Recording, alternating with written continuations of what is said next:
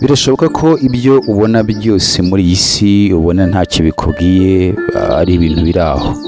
Gusa igitangaje ni uko nawe hari bimwe muri byo uzanyuramo, akaba ari niyo mpamvu bigusaba nyine guhora wumva ibishya, ibigezweho, ibiri kuvugwa, ibyabaye ku bandi, kugira ngo nawe nibikubaho uzamenye uko witwara. Mu nkuru yacu y'uyu munsi haravugwamo abantu bane, abakobwa babiri n'abahungu babiri, bose baravugwa mu rukundo rumwe. Icyerekezo n'imyaka barimo ndetse n'isomo bari kwiga, cyane ko bitigeze bibaho mu buzima bwabo. Ariko kandi nawe ushobora gusanga iyi nkuru uzo yabayeho cyangwa se byarakubayeho. Niba byarakubayeho, wabigenje ute? Wabyitwayemo ute? Tuganire muri komenti nyuma yo kumva iyi nkuru. Uyu ni umuti w'amenyo ugufasha kugira amenyo meza, akanwa gahumura neza kandi gafite ubuzima bwiza. Uyu muti kandi wifitemo ubushobozi bwo kurwanya impumuro mbi mu kanwa, ndetse kandi ugatuma amenyo yera mu buryo karemano. Ni umuti mwiza cyane ko ufasha gukomeza ubuzima bw'akanwa. SP6 yifitemo impumuro nziza ya mente, tandukana no kugira impumuro mbi mu kanwa, ndetse kandi abifuza ko amenyo yanyu aba urwererane, uyu muti urabafasha. Kubifuza kurangura, muduhamagare kuri 0788878063. SP6 Super Probiotic Toothpaste. Uyu ni wo muti nari nkeneye pe.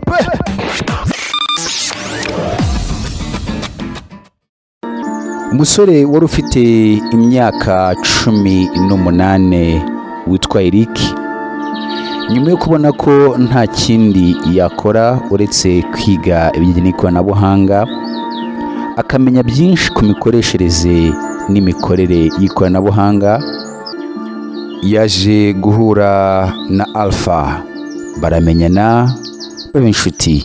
Ndetse kandi Alpha aza kumutumira aho yari afite ibiro. Eric ahageze arahishimira.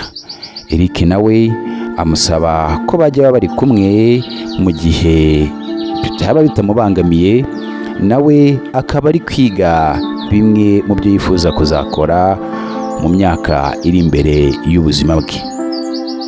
Alpha yaramwemereye.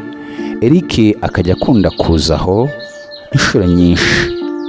Yazaga aje kwiga imikorere n'imikoreshereze y'ikoranabuhanga, yifashisha imashini ya Alpha, ndetse kandi Alpha ntiyaburaga internet mu nzu ye.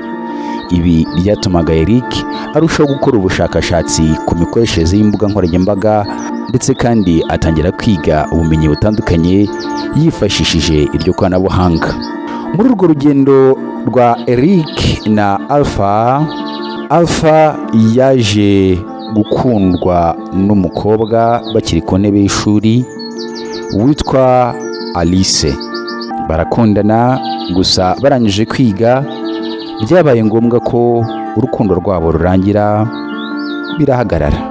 Alice yaje kumenya amakuru ko Alpha yaje kuba umuntu ukomeye mu bijyanye no gukoresha ikoranabuhanga, ndetse binamwinjiriza agatubutse. Alice yifuza kugarukira Alpha, akajya akunda kuza kumureba cyane mu kazi, aho Alpha yabaga ari kumwe na Eric, yumva nyine amukeneye ko baganira ngo babe basubukura iby'umubano wabo w'urukundo.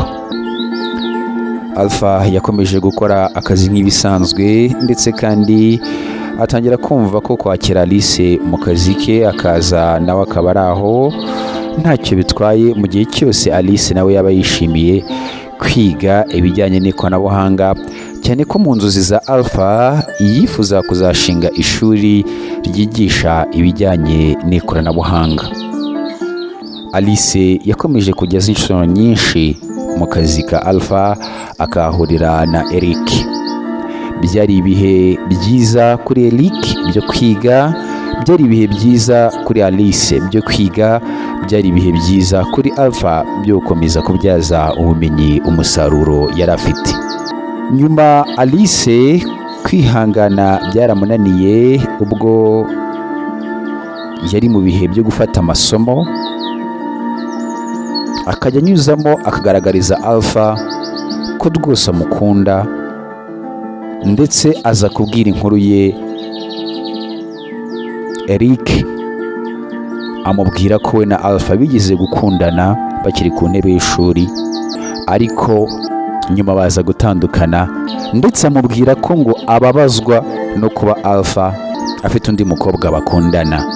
Eric akimara kumenya iyo nkuru yatangiye kubona ko Alice afite ikibazo, atangira kumwiyegereza kugira ngo bakomeze gufatanya muri urwo rugendo rwo kwiga ibijyanye no gukoresha ikoranabuhanga. Ariko biza kurangira uko Eric yiyegerezaga cyane Alice, babaye inshuti ku rwego Eric yatangiye gukunda Alice.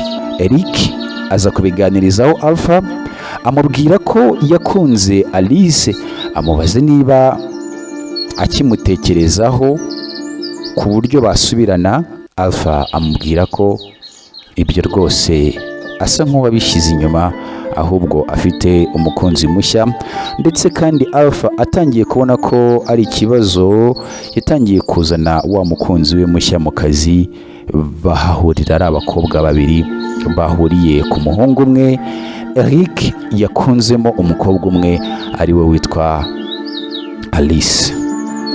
Nta kindi cyabaye, Eric yagerageje gukora ibishoboka byose ngo yereke Alice kamukunda mu gihe bari mu masomo, kugira ngo bakomeze n'amasomo yabo nta kibazo, n'umubano wabo ukomeze rwose. Alpha n'umukunzi we mushya yari afite nabo bakomeje urugendo rwabo, ndetse biza kurangira umukunzi we agiye kwiga mu mahanga. Alpha asigara mu Rwanda, ariko kandi Eric yaje gutandukana na Alpha ajya mu kandi kazi, cyane ko byinshi yari yaramaze kubimenya, ndetse kandi yari yaramaze gushimwa na benshi. Muri icyo gihe yari amaze ari kwiga kwa Alpha. Alice iwabo aho bari batuye baje kwimuka bajya kure y'aho Eric yari ari, ntibongera kubonana, urukundo rwabo rurangira gutyo. Eric yagerageje gukora ibishoboka byose kugira ngo yongere kwihuza na Alpha, ariko ntibikunda. Alpha nawe asa nk'umuntu uhuze. Eric ahageze mu gukoresha ikoranabuhanga ni heza, harashimishije, ariko hari ubumenyi, hari ubufasha akeneye, cyane cyane ubw'ibikoresho kugira ngo abashe gukora ibyo yize. Ibikoresho byinshi Eric niwe muntu baziranye ubifite, kandi ushobora kuba yakumva neza ubumenyi bwe, hanyuma bagatangira gukorana, ashyira mu bikorwa bwa bumenyi bwe ndetse anabibyaza umusaruro. Nyuma Alpha byaje gukunda, wa mukobwa bakundanye wagiye kwiga hanze azagaruka mu Rwanda, ndetse kandi biba na ngombwa ko bashyingiranwa bakabana nk'umugore n'umugabo. Ubu Alpha ahari n'umugabo, afite urugo, ndetse kandi yakomeje bya bikorwa byo gukoresha ikoranabuhanga, by'umwihariko aribyaza umusaruro binyuze mu bumenyi n'ibikoresho bitandukanye yagiye agura mu myaka yamaze ari mu kazi. Eric nawe ubumenyi yahawe na Alpha arabufite, ariko kubukoresha biraba ikibazo. Akeneye ko ahuza imbaraga na Alpha kugira ngo ubwo bumenyi akomeze kububyaza umusaruro, cyane ko Alpha we hari byinshi afite yamusangiza, hanyuma bakagira icyo bageraho kandi kinini. Eric ari kwibaza, ese nkora iki kugira ngo Alpha yongere angirire icyizere, hanyuma dukorane, cyane ko ubwo Alpha yamuhaga amasomo, ubwo yamufashaga kwiga ibijyanye n'ikoreshwa ry'ikoranabuhanga, bahuzaga kandi bakabikora neza. Eric aribaza, ese ari wowe uri muri iki kibazo, wabyitwaramo ute? Wabigenza ute? Wakora iki? arifuza ko ibitekerezo byanyu mubishyira muri comment, ubundi nawe agahitamo igikwiye agendeye ku bitekerezo bitandukanye byanyu. SP6 toothpaste, uyu ni umuti w'amenyo ugufasha kugira amenyo meza, akanwa gahumura neza kandi gafite ubuzima bwiza. Uyu muti kandi wifitemo ubushobozi bwo kurwanya impumuro mbi mu kanwa ndetse kandi ugatuma amenyo yera mu buryo karemano. Ni umuti mwiza cyane cyane ko ufasha gukomeza ubuzima bw'akanwa. SP6 yifitemo impumuro nziza ya mente, tandukana no kugira impumuro mbi mu kanwa ndetse kandi abifuza ko amenyo yanyu aba urwererane, uyu muti urabafasha. Kubifuza kurangura muduhamagare kuri 078 5karindwi 84 063. SP6 Super Probiotic Toothpaste. Uyu ni wo muti nari nkeneye pe.